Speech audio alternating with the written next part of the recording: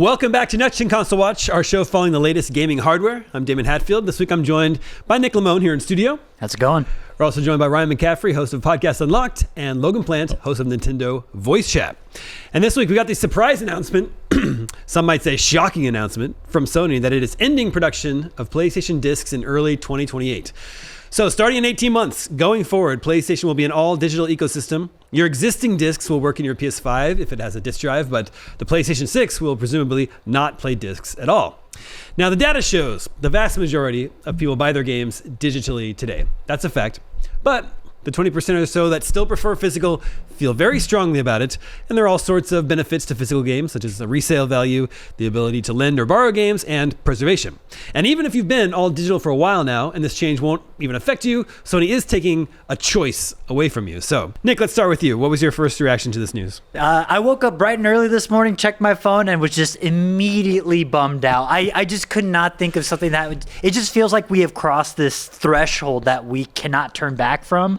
And I think the ways we know it have gone. It feels like one of those, I'm sure Sony has their reasons that they have out in their press release, but I can't help but feel that this is just anti-consumer in a way that is taking choices away from the consumer and forcing them to buy and spend on their dedicated platform with, the secondhand market driving prices up and down, just forcing people to commit to whatever price Sony wants to charge people is always going to be a tough pill to swallow for many people. And granted, I consider myself in a very fortunate situation in that I live in a major metropolitan city with network infrastructure that is still not up to par with a lot of other metropolitan cities. I think I get 500 up and 500 down. But alas, as the years come, game sizes are going to continue to increase in their overall download needs and things like that. So it's going to be harder for people who don't have that infrastructure in place for their networking to actually download these gigantic games. I shudder to think what it looks like when Call of Duty 12 comes out in a few years, and how long that's going to take folks who don't have access to high-speed internet providers. Yeah, we've been hearing about this and talking about this for so long, the all-digital future. It felt strange even to me to actually hear Sony come out and say it. Ryan, we were talking about this earlier. Apparently, all this time you've been expecting the next Xbox console, Project Helix, to be all digital. Is that correct? Yeah, and there are now reports of that today as we record this in the wake of Sony's announcement that will exactly be the case. The difference is not really that I'm defending anybody here, but my hope and I would dare I say expectation is that Microsoft will sell a physical and external Blu-ray drive, if for no other reason than watching Blu-ray movies on the Helix, backwards compatible games. You might have, I've got. Yeah. That's only one wall. There's a lot more downstairs. There's a lot of, Xbox has been at the forefront of game backwards compatibility, at least, right. If not preservation specifically, but definitely backwards compatibility. And so, yeah, I kind of figured that Helix, being half PC, half console, would go the PC route and forego a physical media drive built in. But I am hoping and expecting that they're going to sell one as an external add-on if you want it.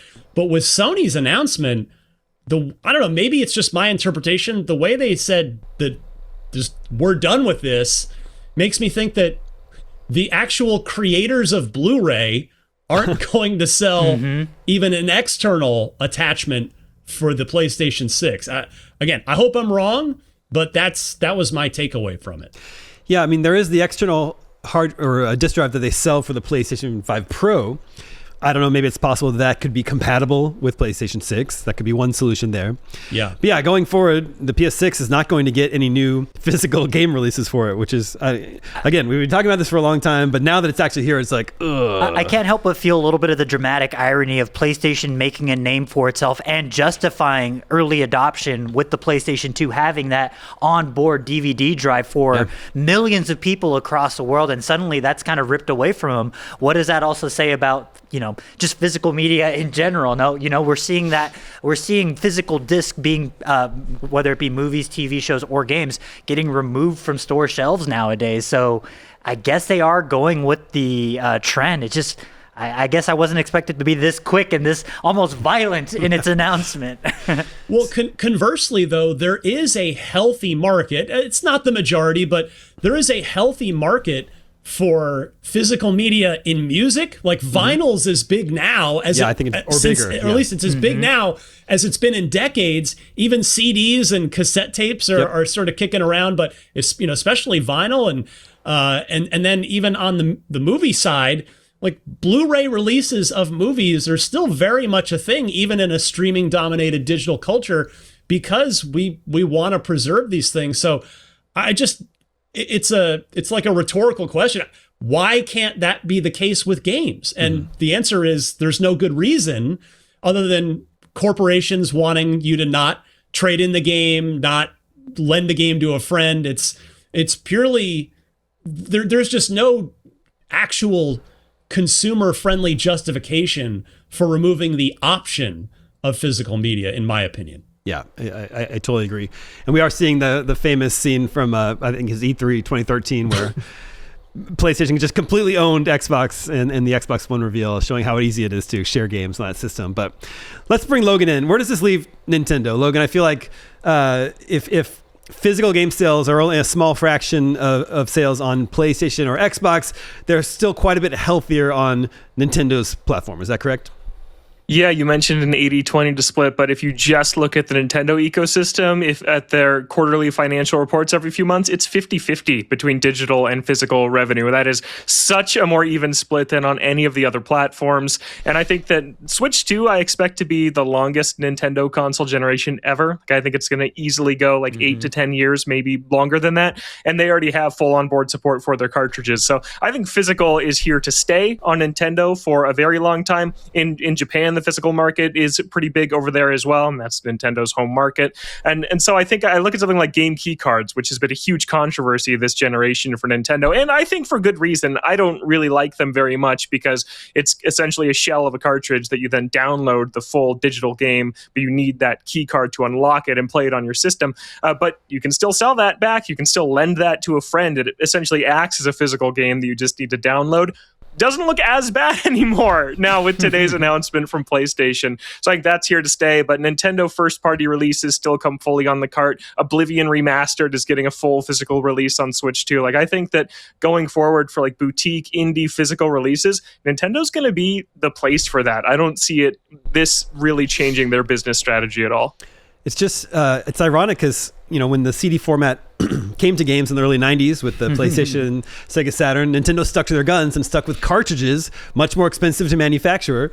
And then today, they're like the last bastion of physical gaming. They're still doing cartridges, whereas presumably discs are still cheap to manufacture today.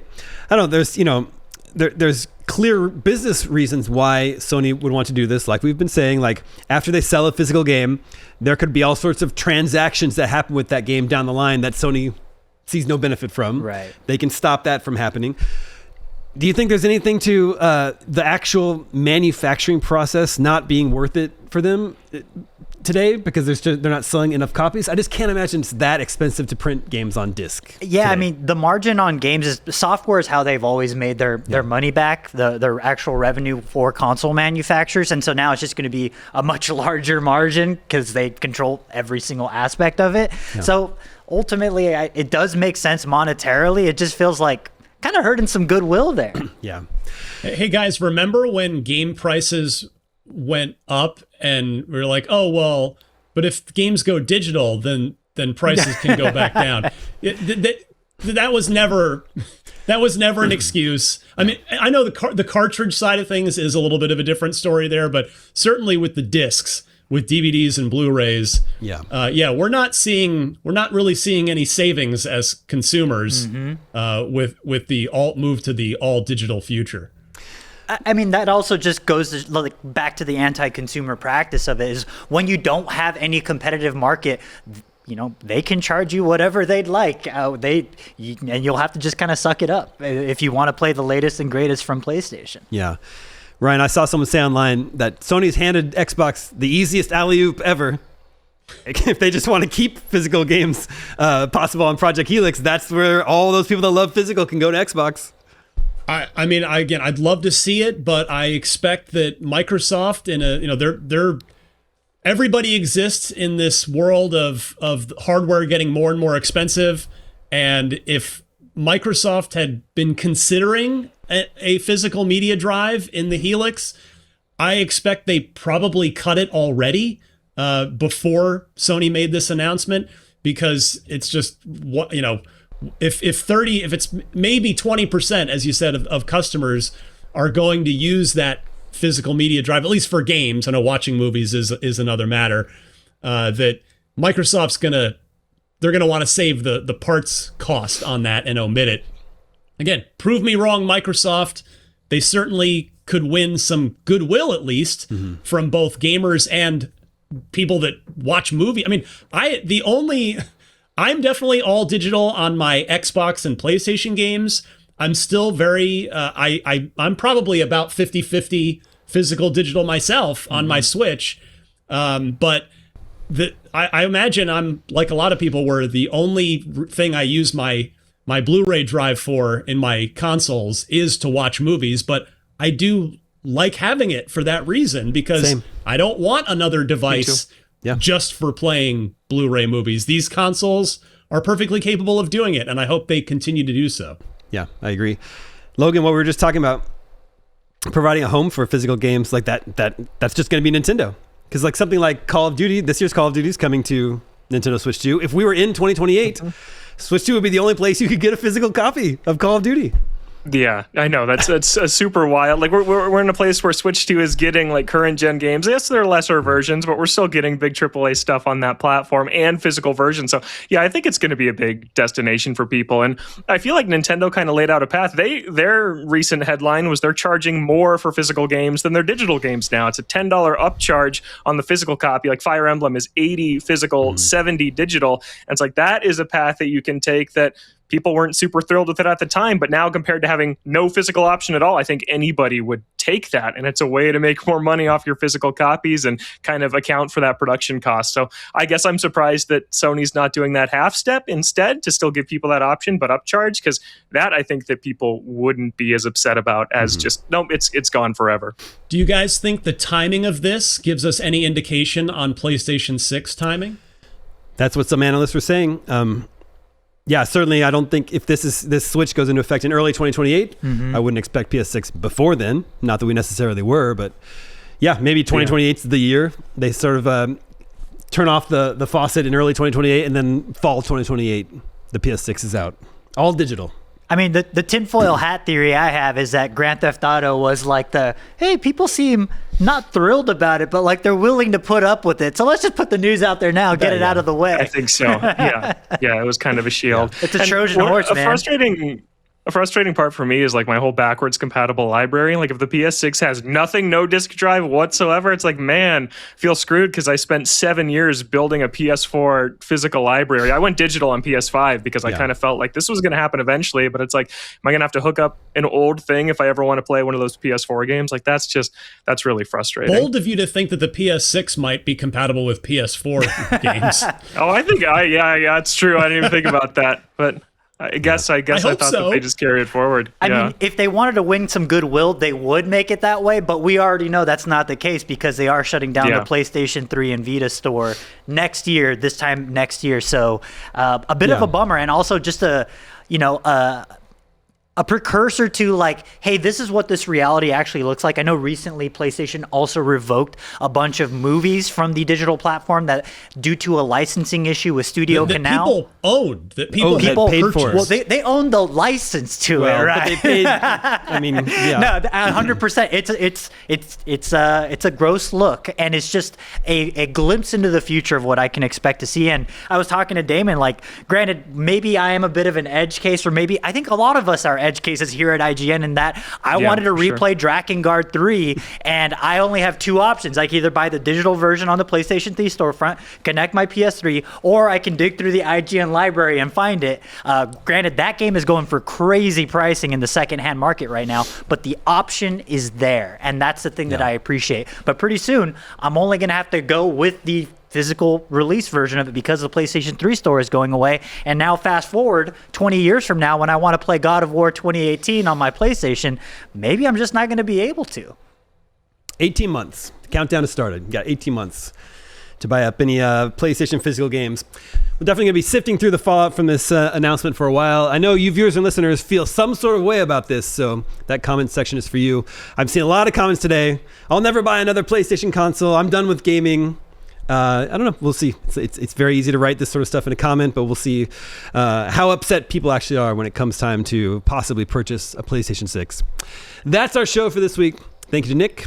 Thank you to Ryan and Logan. And thank you to the other Nick working behind the scenes to make this show possible, and Mariam and everyone else working behind the scenes. My name is Damon, and we'll be back next week with more on the latest gaming hardware. We'll see you then.